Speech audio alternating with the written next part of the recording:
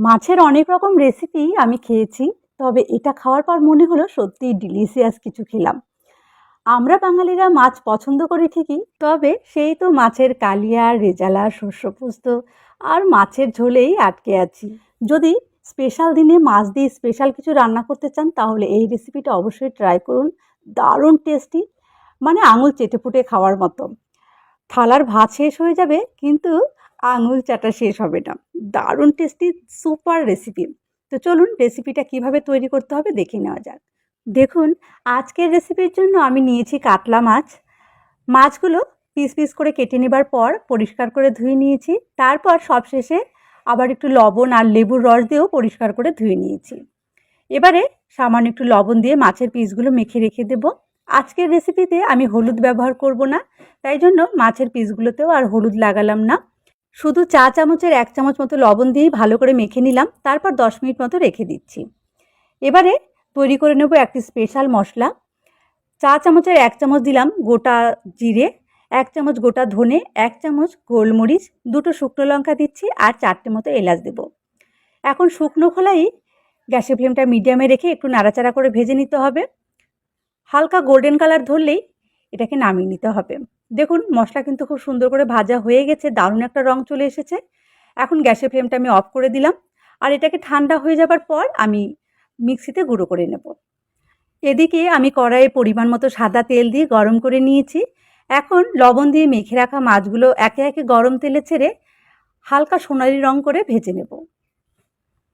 গ্যাসের ফ্লেমটা মিডিয়ামে রেখে ভেজে নেবেন। দেখুন, একটা সাইড ভাজা হয়ে যাবার পর উল্টে দিতে হবে। খুব সুন্দর একটা রং চলে এসছে। এইভাবে সবগুলো মাছই উল্টে পাল্টে ভালো করে ভেজে নিতে হবে। মাছ ভেজে নেবার পর তেল ঝরিয়ে মাছগুলো একটি পাত্রে তুলে রেখে দিচ্ছি। যে কোনো অনুষ্ঠানে বা স্পেশাল কোনো দিনে ফ্রাইড রাইস বা পোলাও দিয়ে খাওয়ার জন্য যদি মাছের কোনো রেসিপি তৈরি করতে চান তাহলে এই রেসিপিটা তৈরি করুন। খেয়ে কিন্তু সবাই মুগ্ধ হবেই হবে। এবারে দেখুন, মাছ ভেজে তুলে নেবার পর কড়াইয়ে মোটামুটি টেবিল চামচের 3 চামচ মতো তেল ছিল। ওর মধ্যে আমি 2টো পেস্ট করা পেঁয়াজ দিয়ে দিলাম। পেঁয়াজ মিডিয়াম ফ্লেমে একটুখানি ভেজে নেব, যেন পেঁয়াজের কাঁচা গন্ধটা চলে যায় আর খুব সুন্দর একটা সুগন্ধ তৈরি হয়ে যায়। দেখুন, পেঁয়াজের রঙটা কিন্তু বদলে গেছে আর পেঁয়াজও ভাজা একদম কমপ্লিট। এবারে এর মধ্যে আমি দিয়ে দেব রসুন আর আদার পেস্ট। তো এখানে দেখুন 1.5 চামচ আছে আদার পেস্ট আর 1 চামচ আছে রসুন। এবারে আদা রসুনও গ্যাসের ফ্লেমটা মিডিয়ামে রেখে নাড়াচাড়া করে ভেজে নিতে হবে, যেন কোনো মশলারই কাঁচা গন্ধ না থাকে, ঠিক সেইভাবে ভেজে নিতে হবে। আদা রসুনও খুব ভালো করে ভাজা হয়ে গেছে। দেখুন, মশলা থেকে তেল ছাড়তে শুরু করেছে। তো এবারে এর মধ্যে আমি দিয়ে দিচ্ছি টক দই। তো এখানে 100 গ্রাম মতো টক দই আছে। টক দই আমি মিক্সিতে একটু ঘুরিয়ে নিয়েছি। মিক্সিতে ঘুরিয়ে নিলে খুব সুন্দর করে ফ্যাটানো হয়ে যাবে। আর যখন টক দই দেবেন গ্যাসের ফ্লেমটা লোতে রাখবেন অথবা একদম অফ করেও দিতে পারেন। এখন আমি টক দইয়ের পাত্রটা ধুয়ে সামান্য একটু জল দিলাম। এবারে খুব ভালো করে মিশিয়ে নিতে হবে। টক দইটা যত ভালো করে মেশাতে পারবেন গ্রেভি ততই সুন্দর হবে, একদম স্মুথ তৈরি হবে। যতক্ষণ না টক দই থেকে তেল ছেড়ে দিচ্ছে ততক্ষণ পর্যন্ত এটাকে নাড়াচাড়া করে একটুখানি কষিয়ে নিতে হবে। দেখুন, মশলা থেকে কিন্তু তেল ছাড়তে শুরু করে দিয়েছে। এরকম যখন তেল ছেড়ে যাবে তখন বুঝতে হবে এটা কষানো কমপ্লিট হয়ে গেছে। এবারে এই পর্যায়ে আমি 1 চামচ মতো লবণ দিয়ে আবারও ভালো করে নাড়াচাড়া করে কষিয়ে নেব। এখন দেখুন, মশলা থেকে তেল ছেড়ে দিয়েছে। এবারে এর মধ্যে দিয়ে দিচ্ছি গরম মশলা আর কাসুরি মেথি। তো চা চামচের 1 চামচ গরম মশলা দিয়েছি আর 1 চামচ কাসুরি মেথি হাত দিয়ে একটু গুঁড়ো করে দিয়েছি। আর যে মশলাটা আমি আগে রেডি করলাম সেই মশলাও এখানে এই সময়ে দিয়ে দিতে হবে। মশলা দেবার পর আবারও হাফ মিনিট মতো একটু নাড়াচাড়া করে এটাকে একসঙ্গে কষিয়ে নেব। প্রয়োজনে আপনারা এই সময় একটুখানি জল ব্যবহার করতে পারেন যদি শুকনো মনে হয়। মশলা কষিয়ে নেবার পর দেখবেন আবারও মশলা থেকে তেল ছাড়তে শুরু করে দেবে। তো এইভাবে মশলাটা কষিয়ে নিলে গ্রেভি খুব সুন্দর হবে। এখন দেখুন, মশলা খুব ভালো করে কষিয়ে নিয়েছি। এবারে এর মধ্যে আমি 10-12টা কাজু বাদাম পেস্ট করে রেখেছিলাম, সেই কাজু বাদামের পেস্ট দিয়ে দিচ্ছি। আর মশলার পাত্র ধুয়ে কিছুটা জলও এই সঙ্গেই দিয়ে দেব। তারপর আবারও খুব ভালো করে নাড়াচাড়া করে এটাকে একসঙ্গে কষিয়ে নিতে হবে। গ্যাসের ফ্লেমটা লো টু মিডিয়ামে রেখে মশলাটা কষাবেন। যেহেতু কাজু বাদাম দেওয়া হয়েছে তাই কড়াইয়ে যেন লেগে না যায় সেদিকে খেয়াল রাখতে হবে। তাই কাজু বাদাম দেবার পর অবশ্যই একটুখানি জল দিয়ে দেবেন, তাহলে কষাতে সুবিধা হবে। হালকা আঁচেই একটু নাড়াচাড়া করে কষাতে কষাতে দেখবেন সম্পূর্ণ তেলই উপরে ভেসে উঠবে। যখন মশলা থেকে সম্পূর্ণ তেলটাই ছেড়ে যাবে তারপরেই এর মধ্যে জল দিতে হবে। এবারে দেখুন মশলা থেকে তেল ছেড়ে দিয়েছে আর মশলা কিন্তু খুব ভালো করে কষানো হয়ে গেছে। এবারে এর মধ্যে আমি 2 কাপ জল দিয়ে দিলাম। জল দিয়ে খুব ভালো করে মিশিয়ে দিতে হবে।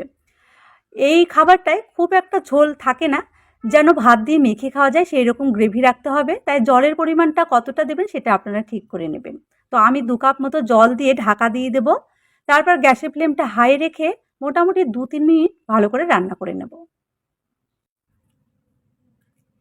এবারে দেখুন 3 মিনিট পর আমি ঢাকনা খুলে দিলাম আর এই সময়েই ভেজে রাখা মাছগুলো এর মধ্যে দিয়ে দিতে হবে।